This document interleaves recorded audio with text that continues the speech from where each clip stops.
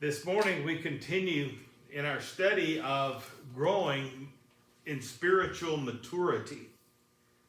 And today the title of this section is Giving Attention to Ourselves.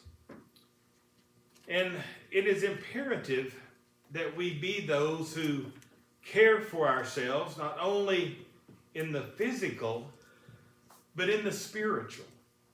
And especially when it comes to the things that we give ourselves. I would like for you to turn to the 4th chapter of the book of Proverbs. We're going to look at Proverbs a couple of places this morning. In Proverbs chapter 4, and I want us to go down to about verse 23. Now, I would consider that most of us, we watch what we eat. And I've always been one that watched what I ate. When Linda put it out there on the plate, I looked at it and I watched it go right to my mouth. You know, that's what. Isn't that watching what you eat? No, we try to eat good things that are healthy for us, and try to stay away from things that are not as healthy. Well, it is also true physically when we think about our nourishment as the things that we put in our minds and in our hearts. In Proverbs chapter 4 and verse 23, it says, "Watch over your heart with all diligence, for from it flows the springs of life." Now, when we look at the word heart in Scripture, many times, but not always, it's not just talking about this thing that beats in our chest that produces the blood flow through our bodies. It's talking about our essence. It's talking about our totality. So if we look at Proverbs 4 verse 23, he says, watch over your totality, all of yourself, with all diligence. Now let's look down, if we might, in chapter 23 of the book of Proverbs. Proverbs 23. And we're going to go down to about verse 6. Proverbs 23, 6. Well, we've talked about here, watch over your heart, your totality, everything that you're about, the whole thing. And then we go down to Proverbs 23 and verse 6. And it says, "Do not eat the bread of a selfish man or desire his delicacies. For as he thinks within himself, so he is.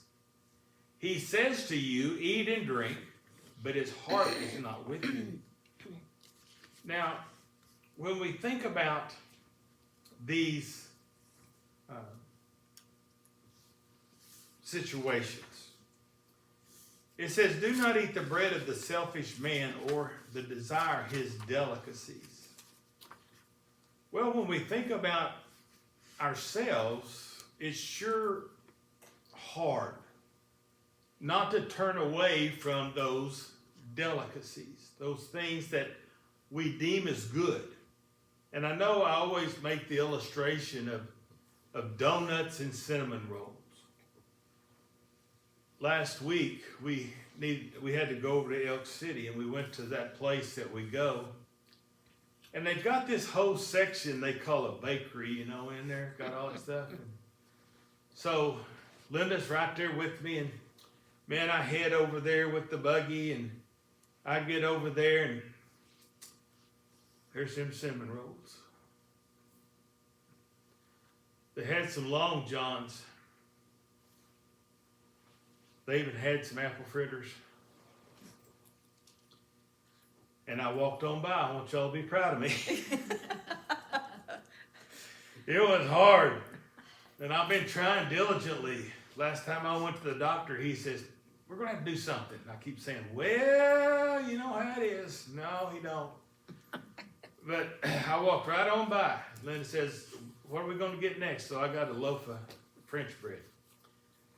which I can't eat but 2 of those at a time now. So, but you know, the thing about it is, the way we eat, we leave out the things that are not good for us. And I think that's what he's talking about here. Do not eat the bread of a selfish man, something that makes you selfish, or his delicacies. Now, the first part of verse 7, for as he thinks within himself, so he is. And that's a key factor. Whatever we put in our minds, and we'll talk about that here in Matthew 15 in just a moment, but what we put in our minds comes out. In other words, what we feed our spiritual life, our totality, is manifest in our actions, our thoughts, the way that we do things.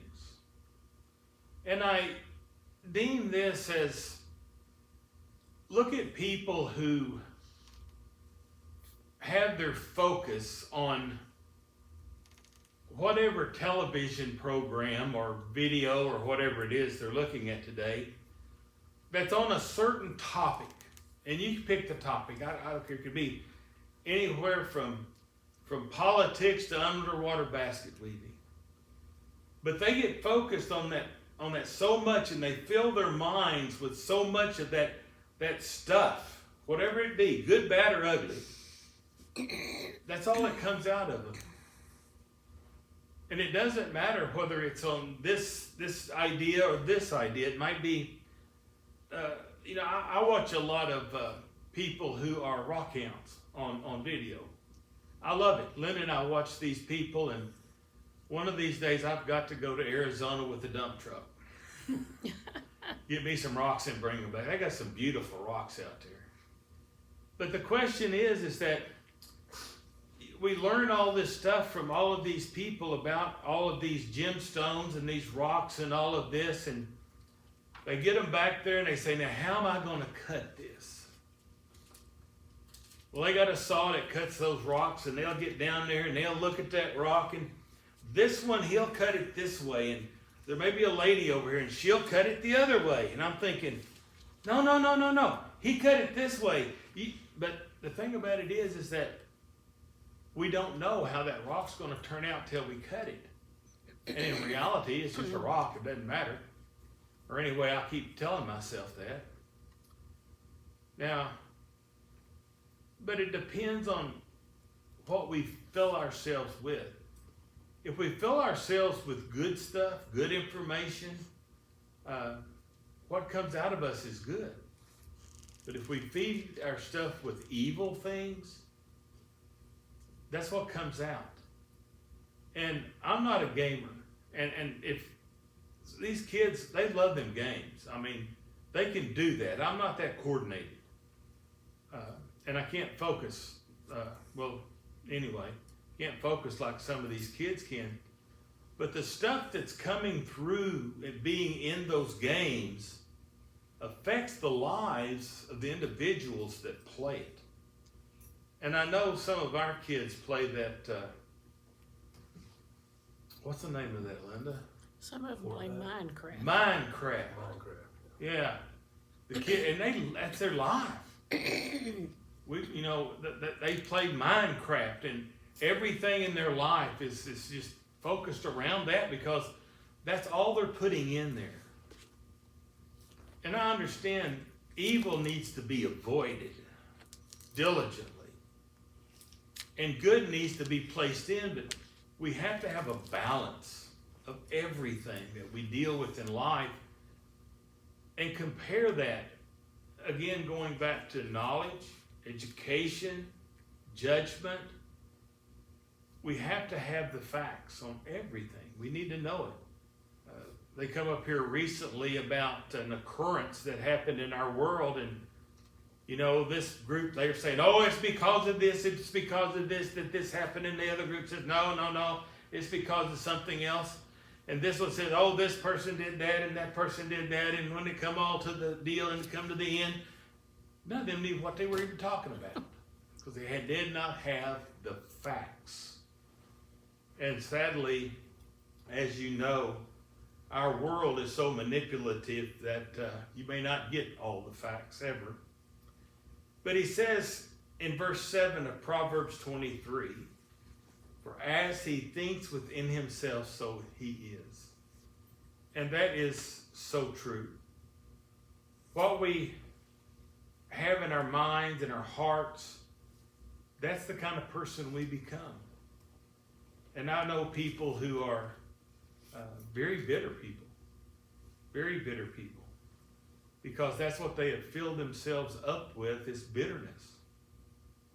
And then I've seen folks that are so happy-go-lucky, it just kind of makes you ill, because you're not that happy-go-lucky. You kind of have that desire. So let's go ahead and go over, if we may, to Matthew chapter 15. Matthew chapter 15.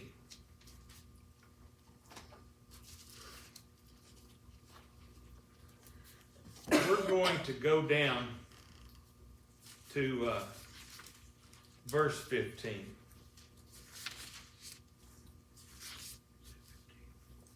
Matthew chapter 15, verse 15.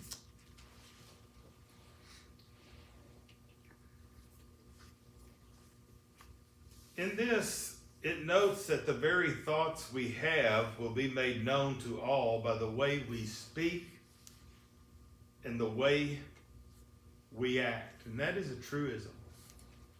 In essence, what we put in always comes out. It doesn't matter if it's good or if it's bad. It comes out. In Matthew 15, in verse 15, it says, Peter said to him, explain the parable to us. And I encourage you to go back and to look at the parable that he's referring, that was previously noted in this context. Verse 16, Jesus said, are you still lacking in understanding? Do you not understand that everything that goes into the mouth passes into the stomach and is eliminated? We all understand that. I mean, that's just biology. Everything we eat, we take the sustenance from it. We take the energy from it, or the things that our body needs, and we expel the leftovers. Well, this is the comparison that Jesus is making here to the things that we allow in our lives.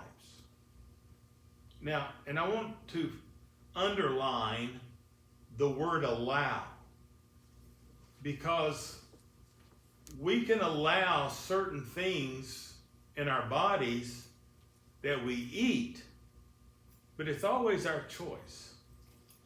I don't know that a person, now I understand you could force feed someone, but most of the times we only eat the things that we like. You know what I mean? We just eat the things that we like. And if it's something that you don't like, you might take a bite and then avoid it. And that is pretty much true for most folks. Verse 18. He says, but the things that proceed out of the mouth comes from the heart. Those defile the man. So if we put in the negative things, the bad things, that's what's going to come out, and that's what's going to defile individuals. Now he gives us some sins, evil thoughts. Verse 19. For out of the heart comes evil thoughts, murders. Again, I wonder if some of the things that people view today does not, how do I want to say this? It might make killing and death more palatable or not a big deal. And I know years ago, and this has been years ago, we were at the kids' house, and one of the grandkids, they were playing one of those games. And like I said, I'm not against the games if they're not overdone. Does that make sense? And this game that they were playing, and these were young kids, and I said something, but it wasn't a shoot 'em up game. It was a war game, and they were going around and they were blowing people up and shooting people and all of these kinds of things. And I'm thinking to myself, what are you putting inside yourselves? What are you letting these kids put inside themselves? And we wonder why we have violence in the world. Well, you take, for instance, in Rome. What was going on in the Colosseum? A lot of the same stuff. They were killing people. They were fighting and murdering and the whole 9 yards. Well, those people were violent. Now let's go back to our youth. I can remember all them old cowboys, they'd get out there and they'd get on them horses and they'd ride and they'd shoot at one another. And, you know, they'd be up there. They never hit nothing. But when that one guy got shot in the arm, what'd he do? He runs out there and jumps on that horse and he's bouncing around down through there just to getting it. I'm going to tell you something. If you was shot in the arm, you ain't going to bounce up and down on a horse. It's painful. Now, did that make me or anybody really that I know want to go out and get on a horse and shoot at one another? Absolutely not. Because we understood this was a program. But so many people today, and I think it's even worse in other places in our world. Killing somebody's not a big deal. Well, what about adulteries? What about adulteries? So many programs that's been out there, so much stuff that's out there is promoting that it's okay to commit adultery. It's fine. Not a problem. And, you know, if you think that society says it's okay, then it's got to be okay. Fornications. I don't even think the majority of people in our world understand what the word fornication means. Because in our society, there are more people living in fornication, and that's sex before marriage. Adultery, sex during marriage with somebody else is not your spouse. But how many of these people that fornication is just not a big deal? Well, they're thinking if it's on TV, it must be all right. Yeah. You know, today, this is what's kind of, and I was reading some stuff recently, that only about 25% of couples are even getting married. And it used to be that the women didn't want to get married, and now it's the men. They don't want to get married because of all this stuff that society has brought along with it. And I'm not going to get down in all the nitty-gritty of that, but how many people do you say, well, yes, my name is so-and-so. Well, let's just do it this way. My name is John, and my... Fiance. Huh? Fiance. My fiance is Linda. Linda, do you remember when you were my fiance? Yeah, 100 years ago. Oh, well, pretty near half 100 years ago. So, but whenever we were going to get married, we were fiancés, but we weren't living together. And most likely, if we'd have decided to have done that, I know a big tall guy and a little short guy that wouldn't have put up with it very much. And that was Linda's dad and my dad. No, that wouldn't have happened. And we'd have been thankful if they would have sent my dad and Linda's dad, because if we'd have sent Mama and Linda's mama, that'd have been bad. But today, fornication is fine. And like you said, it's on TV. It's good to go. Well, what about theft? It boggles my mind that you can go in a store in some places, and what is it? If it's under $700, you can steal it and just walk out with it. And they can't do anything about it. Zero. What's that telling people? What's that teaching people?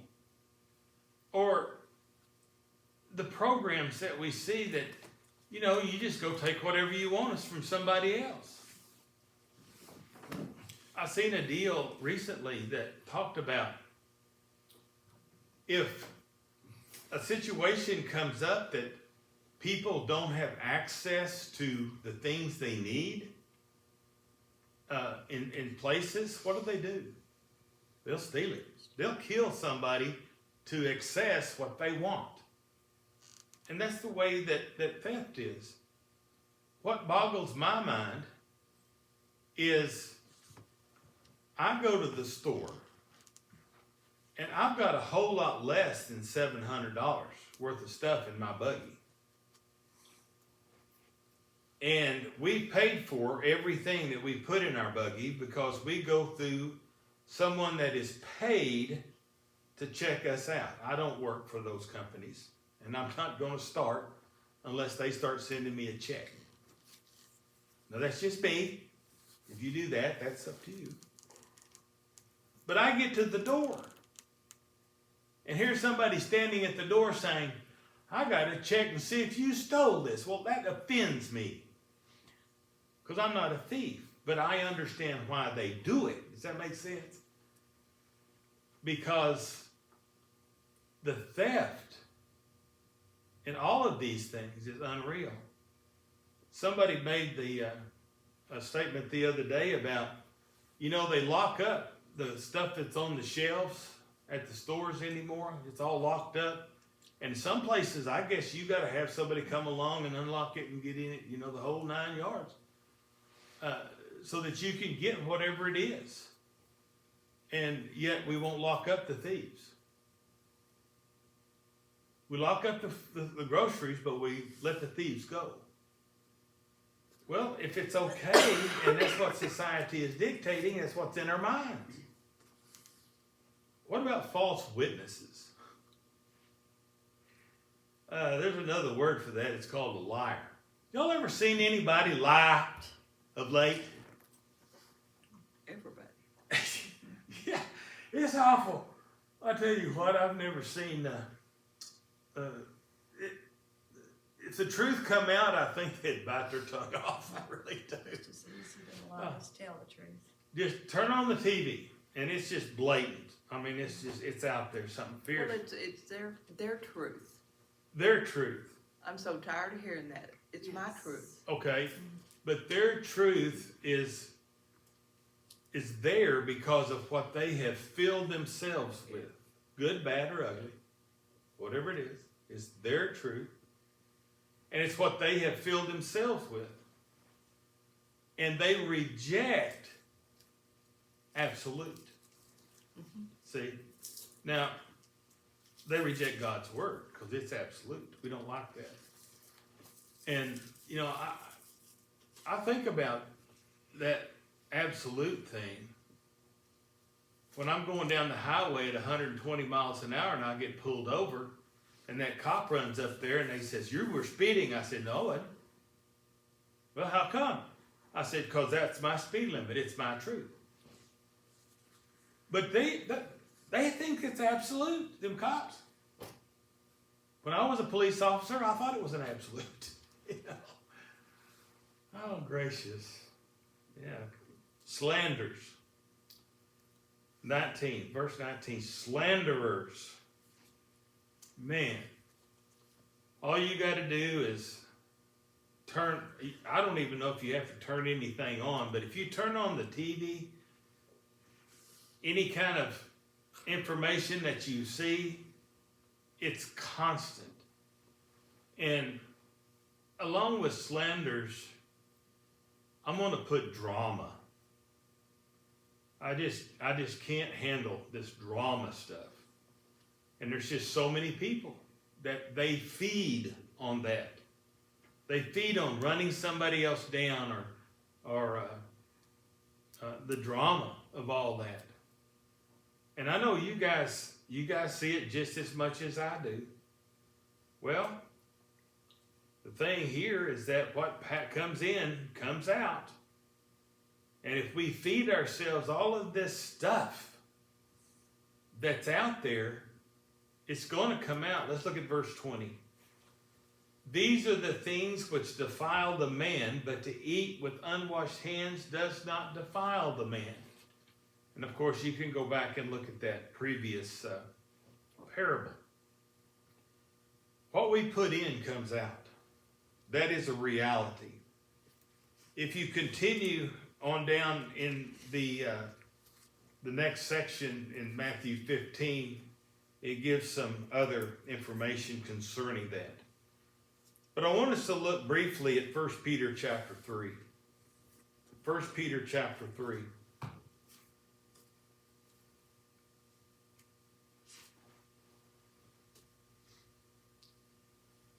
We need to give attention to what is inside of us. We need to look at ourselves and make sure what's in there is what we need to have in there. I'm going to start at verse 1, and this is talking about godly living. And it's talking about the ladies here. But it's also applicable to us guys in some instances.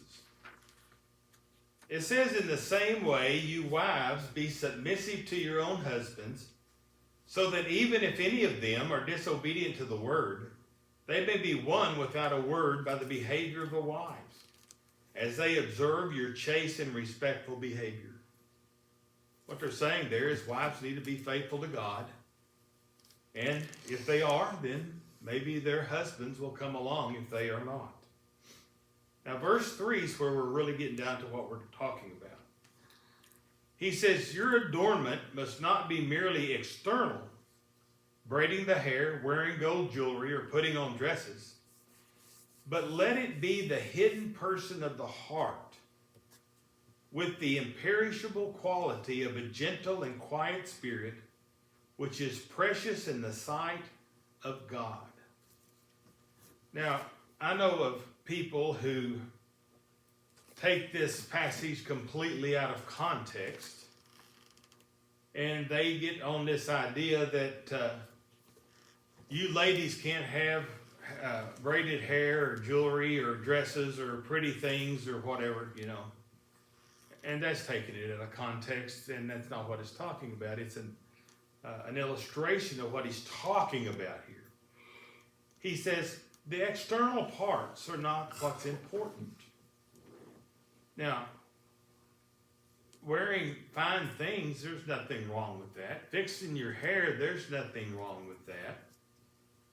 But don't let that be the priority. The thing that's hidden in the person's heart, that's the key. What we have inside of the essence of who we are, that's what's important. And we need to understand that that is what we put in us. That's what we feed ourselves in. And that is the key factor in who we are. There's several other passages that go along and talk about these same things. I'm just going to note them right here quickly, and Linda will say I didn't get those written down. But 2 Corinthians 4:16, Romans 7:22 through 23, Colossians 3:8 through 11, and Ephesians 3:14 through 19. Now I want us to continue next Lord's Day, if He is willing, concerning about the things that we put inside of us and how they are manifest in our lives, and sadly, sometimes we don't even realize they are being manifest, but people are seeing it. So we'll start there next Lord's Day morning. Have you got, I missed